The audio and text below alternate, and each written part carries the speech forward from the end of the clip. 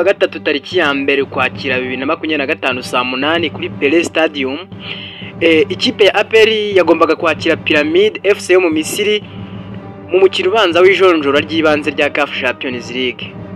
Ikipe y'ingabo z'igihugu ihagarariye u Rwanda muri iri rushanwa ni nyuma y'uko yegukanye igikombe cya shampiyona cy'umwaka ushize. Iki mibare yavugaga mbere y'umukino, mbere y'uko uyu mukino ukinwa, muri rusange amateka yerekanaga ko APR imaze gukina imikino 72 ya CAF Champions League. Ikaba yari yaratsinzemo imikino 25, inganya 17, itsindwa 30. Ikipe y'ingabo z'igihugu yaherukaga gutsindirwa mu rugo muri CAF Champions League ku itariki 2 Mutarama 2017 ubwo yatsindwaga na Zanaco FC igitego 1-0, bikaba byari ku mukino wo kwishyura w'ijonjora ry'ibanze. APR FC na Pyramide ni ku nshuro ya gatanu zigiye guhura. Mu mwaka ushize zahuriye mu ijonjora rya kabiri, aho umukino ubanza amakipe yombi yari yanganyije 1-1 kuri Stade Amahoro, naho ku mukino wo kwishyura Pyramide ikaba yari yayitsinze ibitego 3-1. Byari nyuma y'uko uyu mwaka wari wabanje nabwo zari zahuye mbere y'uko umwaka nanone utangira.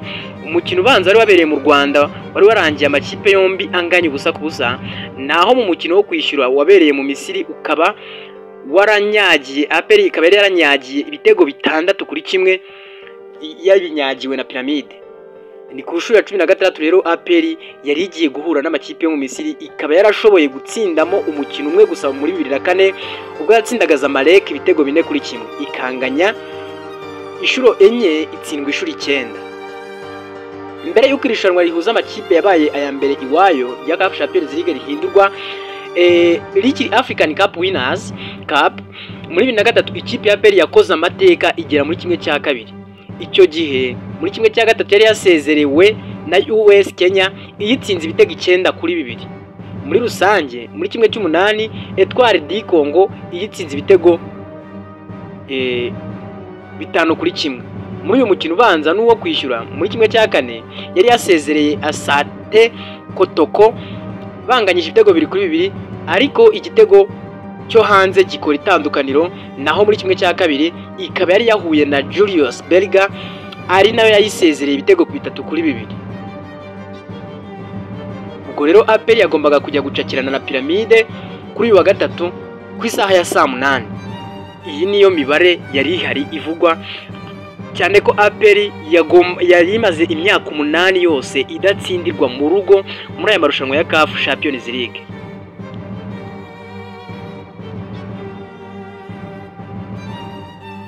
Uyu mukino noneho wakinwe kuri wa gatatu ku itariki ya mbere z'Ukwakira 2025 nkuko nabibabwiraga, hari saa 8 kuri Pele Stadium i Kigali. Umukino watangiye abafana ba APR bari hejuru cyane, bafite morale ndetse bijyana nuko abakinyi bayo bari mu kibuga bameze neza. Ikipe y'ingabo z'igihugu yakomeje gusatira binyuze mu ruhande rwayo rw'ibumoso rwariho mu Gisha Gilbert, ndetse abakinyi ba Pyramide FC ariko bakora amakosa bikabaviramo kubona amakarita y'umuhondo. Uko iminota yagendaga ni nako Pyramide yinjiraga mu mukino, ari nako isatira nkaho Abdelrahman Mohamed yarekuye ishoti ariko likanyura impande z'izamu ho gato cyane. Ku munota 39 William Togi yahaye umupira mwiza mu Gisha Gilbert, arekuye ishoti riremereye gusa rinyura hepfo y'izamu gato cyane. Igice cya mbere cyarangiye amakipe yombi anganya 0-0. Mu gice cya kabiri ikipe y'ingabo z'igihugu yabuze igitego cyabazwe ku mupira wari uzamuwe na Ruboneka Jean Bosco, ubundi William Togi ashyiraho umutwe gusa umuzamu wa Pyramide aratabara arawufata. Nyuma y'iminota 2 gusa rutahizamu wa Pyramide FC Fisto Kalala Mayele yahise afungura amazamu ku mupira wari utakajwe na Niyomugabo Claude, ubundi aragenda arekuye ishoti Ishimwe Pierre ntiyamenya nuko byagenze, igitego kiba kiratsinzwe. APR yakomeje ishaka ko yakwishyura ikabona uburyo byibura yagera imbere y'izamu rya Pyramide, ariko umunyezamu wa Pyramide amubera ibamba kuko ari n'umuzamu w'umuhanga. Hari aho Memeri Dawe yarekuye ishoti remereye, ubundi nanone nabwo arikuramo. Ku munota 70 umutoza w'ikipe y'igihugu yo mu Misiri Kuranoslav Jurjevic yeretswe ikarita y'umutuku bitewe no kutishimira ibyemezo by'umusifuzi. Umutoza wa APR yaje gukora impinduka mu kibuga, havamo William Togwi na Mugisha Gilbert, maze ashyiramo Mamadusi na Denis Omedi. Izi mpinduka zatanze umusaruro, ugusatira kurakomeza, dore ko hari nkaho Mamadusi yatsinze igitego gusa kikangwa bitewe nuko ngo yari yaraririye.